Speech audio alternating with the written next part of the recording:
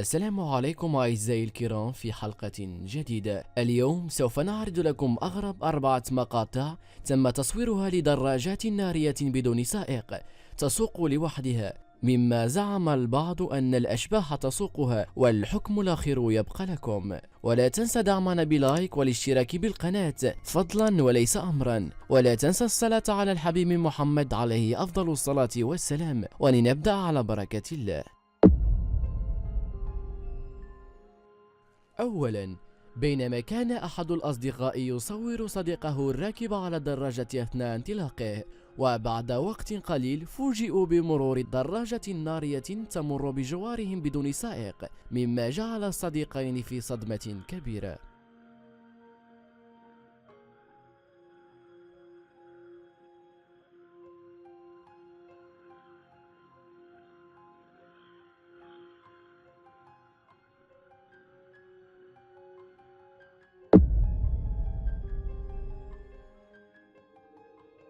ثانيا، دراجة مسرعة بدون سائق تسوق بطريقة مذهلة وصادمة وتهرب من الحراس، مما أرعب وصدم الجميع.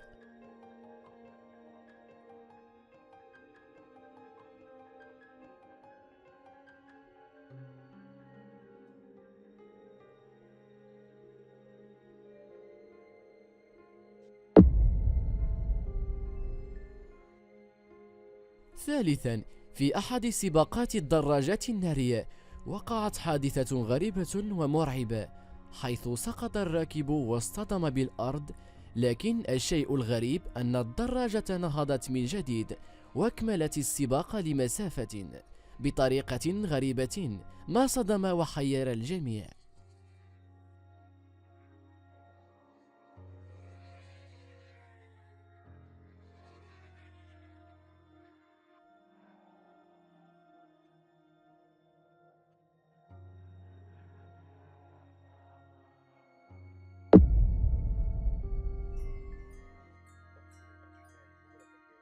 رابعا وأخيرا، دراجة نارية تتجول لوحدها بدون سائق في أحد الشوارع بباريس، تاركة الجميع في صدمة كبيرة.